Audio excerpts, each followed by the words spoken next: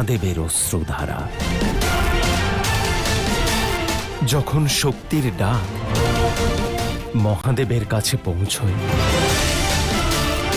তখন তার চোখের প্রতিটা অশ্রুবিন্দু তার উত্তর দেয়, মহাদেবের আবেগকে ব্যক্ত করে। আর এখন মহাদেবের চোখের 9 ফোঁটা অশ্রু থেকে জন্ম নেবে 9টি রুদ্রাক্ষ, 9টি রুদ্রাক্ষ, যা আদি শক্তির 9টি শক্তিকে পুনরায় জাগরিত করবে, যাতে তিনি সেই গুহায় পৌঁছতে পারেন। সত্যিকারের ক্ষমা প্রার্থনা শব্দ দিয়ে নয়, সমবেদনা দিয়েই হয় দেবী। কাপালিক কখনোই দুর্বল হতে পারে না, কিন্তু রুদ্রাক্ষ মহাদেবের সেই অশ্রু যা উনি সংসারকে অর্পণ করেছেন। আর সেই রুদ্রাক্ষ যখন দেবী শক্তিকে সমর্পণ করবেন, তখন বুঝবেন মহাদেব দেবী পার্বতীকে পুনরায় বিশ্বাস করছেন। তবে কি নিজের যে ত্যাগ করে কাপালিক দেবী পার্বতীকে রুদ্রাক্ষ দেবেন? এর উত্তর কেবল কাপালিকই দিতে পারেন দেবী। ओम सृष्टि स्थिति स्थापनाय नमः। ओम सृष्टि स्थिति स्थापनाय नमः। ओम सृष्टि स्थिति स्थापनाय नमः। যে যজ্ঞের উদ্দেশ্য শিব শক্তিহীন জগৎ সংসার, আমরা সেই যজ্ঞের অংশীদার হতে পারবো না দেবর্ষি। এই সিদ্ধান্তের আমি বিরোধিতা করছি। আমিও তো তাই চাই, কিন্তু যজ্ঞ ত্যাগ করার পাপ কিভাবে করব?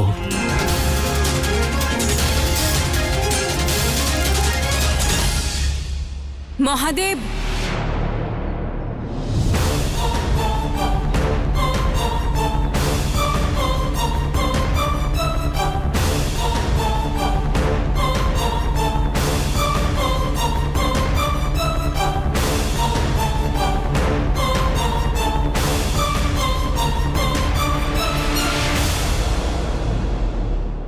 এমন রূপ পরিবর্তন করে পিতা মাতার কেমন পরীক্ষা নিচ্ছেন? আমি তো শুধু এটা জানি যে মাতার জয় আমাদের সুনিশ্চিত করতে হবে। প্রত্যেক মুহূর্তে ওনাকে বিজয়ী হতে দেখতে হবে। তাহলে আমি এখন পিতার কাছে যাচ্ছি, যাতে যখন মাতার ওনাকে প্রয়োজন পড়ে, তাতে যখন তিনি তার দৃষ্টির বাইরে না চলে যান। আর আমি সুনিশ্চিত করছি যে মাতা পিতার জন্য সব পরীক্ষা ভালোভাবে সম্পূর্ণ করতে পারে।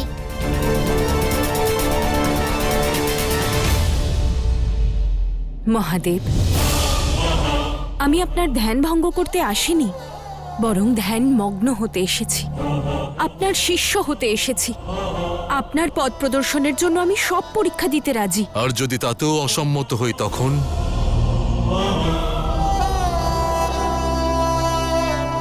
তাহলে আমি বলবো যে আপনার সম্মুখে না দেবী পার্বতী রয়েছে, না আদি শক্তি, না কৈলাসের অধীশ্বরী। শুধু এক শরীর আছে যে নিজেকে খুঁজে পেতে চায়, নিজেকে আবার ফিরে পেতে চায়। আর আমি কৈলাসে তখনই ফিরব যখন নিজেকে খুঁজে পাবো, নিজেকে ফিরে পাবো। না হলে আমি কৈলাসে যাব না, কৈলাসে যাব না, কৈলাসে যাব না।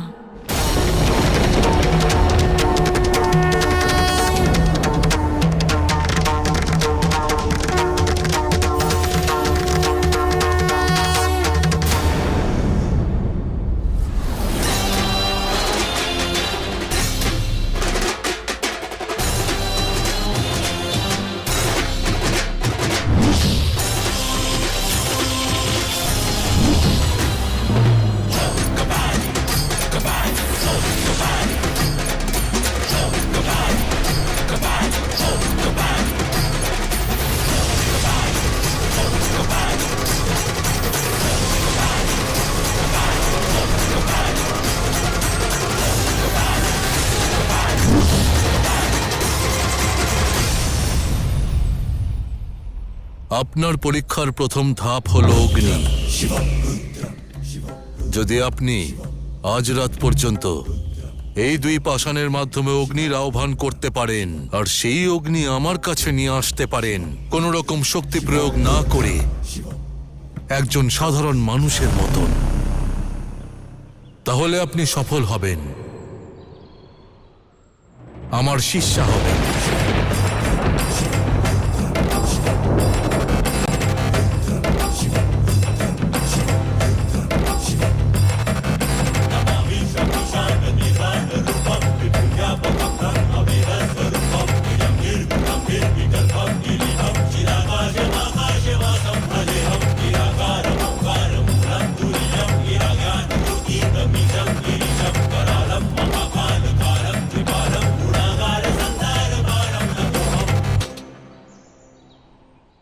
যদি সমর্পণ সত্য হয়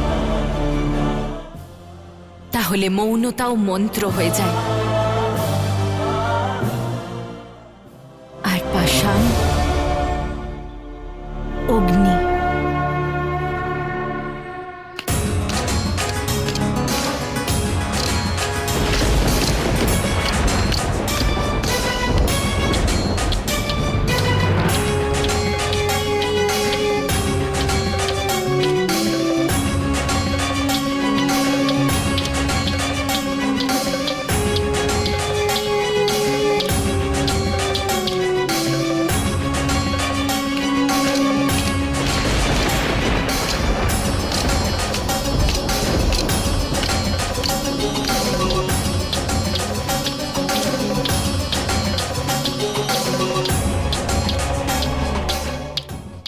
মাতা,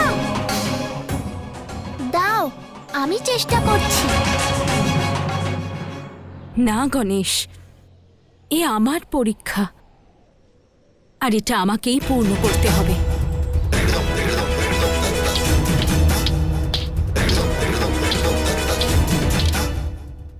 মাতা, মাতা, এক্ষুনি অগ্নির একটা ফুলকি দেখতে পেলাম আমি। তুমি চেষ্টা করে যাও।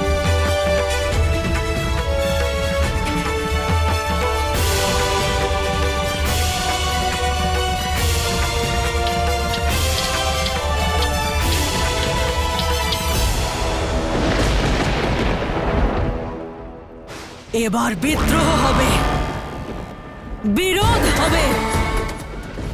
সময় এসে গেছে, এবার আমাদের অসুরদের ক্রোধাগ্নিতে সমগ্র স্বর্গলোক জ্বলবে।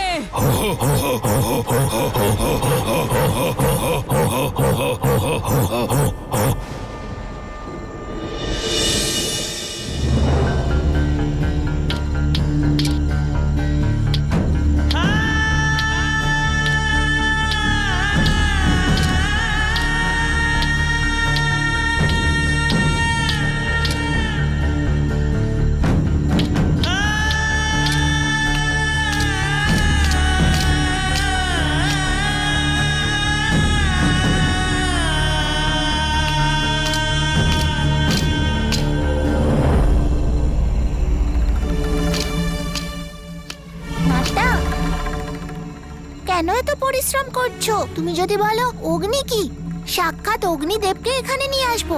না গণেশ, এ এক সাধারণ নারীর যাত্রা, অসাধারণ শক্তির নয়।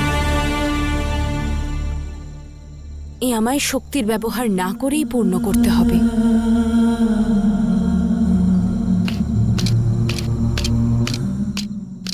আমার তো মনে হয় মাতা, পিতা জেনে বুঝে তোমাকে এমন পাথর দিয়েছে যা দিয়ে অগ্নি জ্বালানোই যাবে না।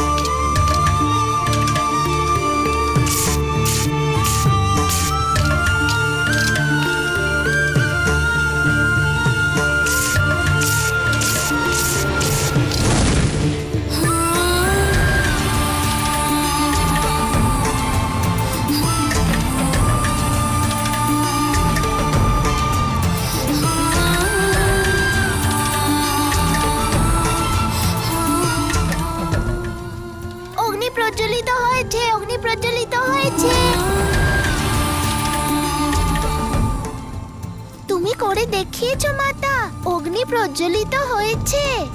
আমি বলেছিলাম না গণেশ, তোমার পিতা ক্রোধ করতে পারেন, ছলনা নয়।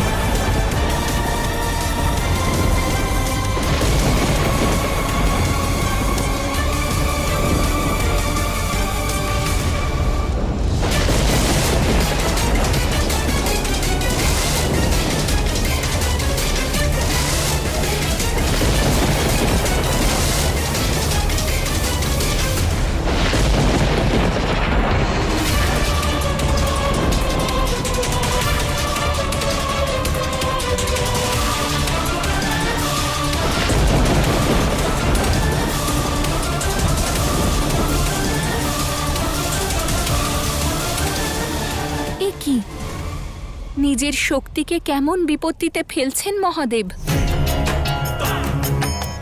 এটাও তো দেখুন দেবী, যে কার পরীক্ষা হচ্ছে। অসাধারণ শক্তির পরীক্ষাও তো কঠিন হবে, তাই না? এটি দেবী পার্বতীর যাত্রার শুভারম্ভ।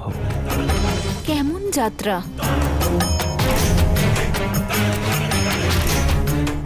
এর উত্তর আপনি শীঘ্রই পেয়ে যাবেন দেবী, কারণ মহাদেব যা কিছু করেন তার পিছনে কোনো না কোনো উদ্দেশ্য অবশ্যই থাকে।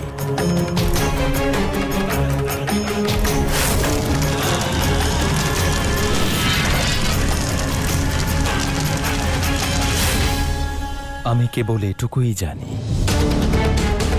যে এবার মহাদেবের উদ্দেশ্য আর দেবী পার্বতীর যাত্রা একে অপরের সঙ্গে সংযুক্ত।